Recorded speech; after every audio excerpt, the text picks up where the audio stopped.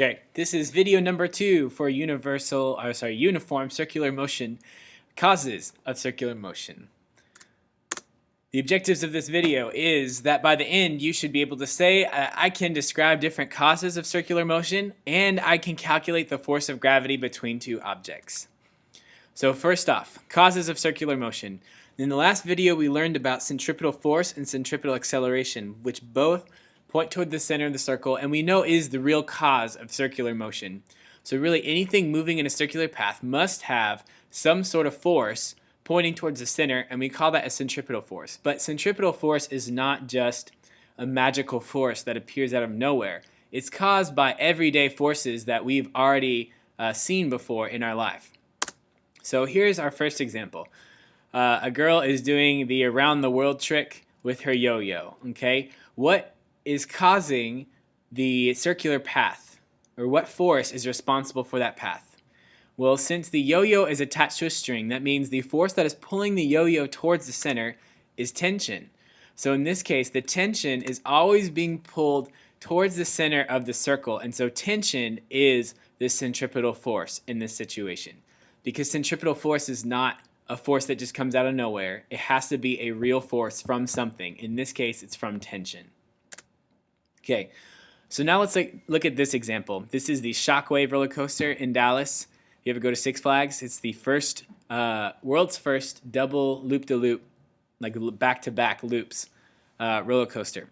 So if you are on this roller coaster, what force is going to be responsible for you actually moving in a loop? Okay, so if you think about it, the force that is pushing the roller coaster in a path is the force of the rails on the car, and it pushes it into a circle. And anytime you have a surface exerting a force, we call that a normal force.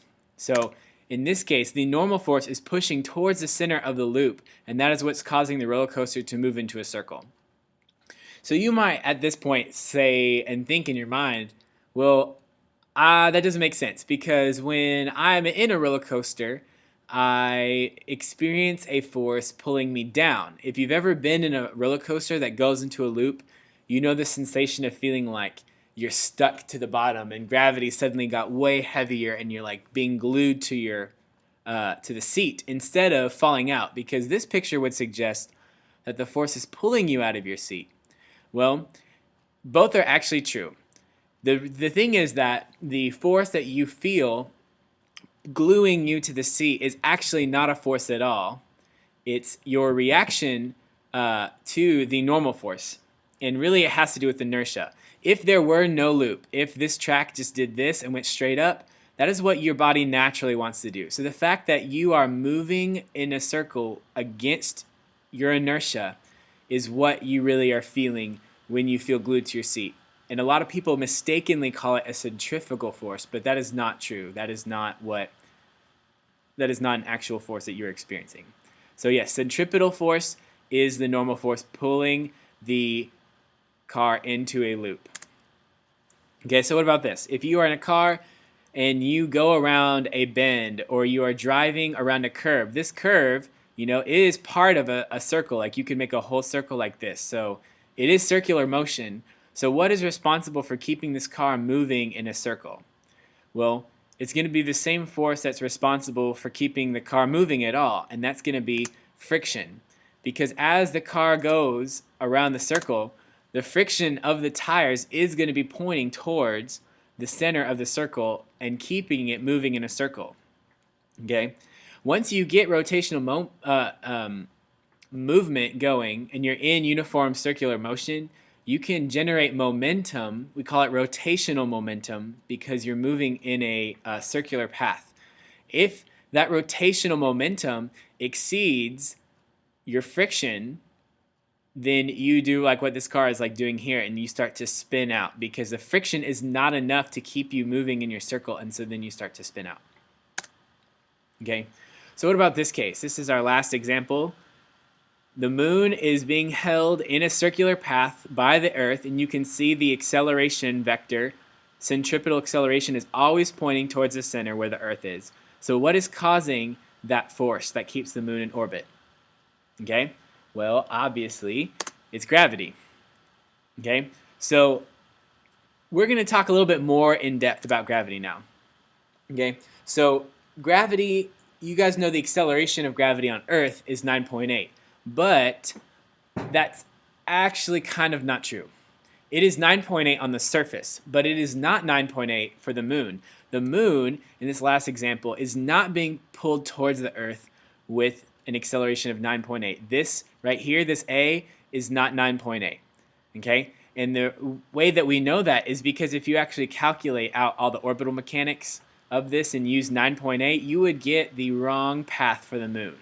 So Newton, along with his other laws, also came up with the universal law of gravitation, which states that every mass in the entire universe attracts every other mass with a force called gravity, which means you sitting at your computer right now or holding your smartphone in your hand means that you are attracting gravity of everything around you. You and the computer are actually attracting each other with a very small gravitational force. Okay, and he went further to say that so if you have these two masses, m1 and m2, Newton's third law says that if m1 pulls gravity F1, then m2 pulls with the gravity F2, and these have to be equal to each other because of Newton's third law. But he says if you separate them out by a distance called r, like a radius, then the force between them is g times m1 m2 over r squared, where Fg is obviously gravity. It's the gravity between these two objects, okay? G is what we call the gravitation constant, or universal gravitation constant, and it is 6.67 times 10 to the negative 11 Newton meter squared per kilogram squared. Okay, and that's just a constant. It never changes. You're just going to have to know it or have it written down somewhere for you. Okay, r is the distance between the two objects, like you can see in this picture. It's r for radius, but I mean distance. Radius is a distance. And then you have m1 and m2, which is the mass of the first ball times the mass of the second ball in kilograms. And that will give you your force between them in gravity. So let's look at an example. Okay, Jose and Bethany are sitting next to each other in class, separated by a distance of 1.3 meters. If they both weigh around 68 kilograms, what is the force of gravitational attraction between them? So you and the person sitting next in class, you are going to have some sort of gravitational attraction between you. And, you know, it's not chemistry, but, you know, we have a lot of, you know, science words for love. But anyway, so here are our givens. The radius, or the distance between them, is 1.3 meters. And both of them have masses of 68 kilograms. And we want the force between them of gravitational attraction. So our equation is F equals G m1 m2 over r squared. Okay, it might look like a big formula, but really, I mean, it's just the same as the other ones. It's a bunch of letters in there, and they're all just numbers. So we plug in all those numbers, and we type it in a calculator, and we get 1.825 times 10 to the minus 7 newtons, which if you take it out of scientific notation, is 0.000000185 newtons, which is incredibly small. So that's why when you're sitting in class, your chair doesn't like automatically start scooting over to somebody who's really big and heavy in your class, because even if they are really big, their mass is still going to be, or your gravity between each other is going to be very, very, very small. The only reason we are attracted so much to the Earth is because the Earth is ridiculously huge. So here's another interesting example talking about the Earth. What is the acceleration of Earth's gravity? We know it's 9.8 because we can calculate it with kinematic equations, but what if we wanted to calculate it with Newton's universal law of gravitation? Okay, well, we would have to know the mass and radius of the Earth, which is 5.972 times 10 to the 24 kilograms, and the radius of the Earth is 6.378 times 10 to the 6 meters. Okay, so our givens are the mass and the radius of the Earth, and we want the acceleration. Okay, so let's think about this. Here's the Earth, round, but anyway. So let's say you are a little man standing on the Earth, and you want to know the acceleration that the Earth's gravity is pulling you down with. Okay, so if you want to know, our equation has radius, right? So the radius of the Earth is going to be the distance between you and the center of the Earth, which is where we measure radius from, is the center of one mass to another. So if you're standing on the surface, the distance between your center of mass and the Earth's center of mass is pretty much going to be just the radius of the Earth. Okay, so when we look at our equation, okay, how could this tell us acceleration? Well, I'm going to use another equation, F equals ma, and I'm going to plug that into here. So instead of the force of gravity, that force is going to cause a mass times an acceleration, right? And this mass is just my mass. So that equals gmm over r squared. One of these m's is the Earth.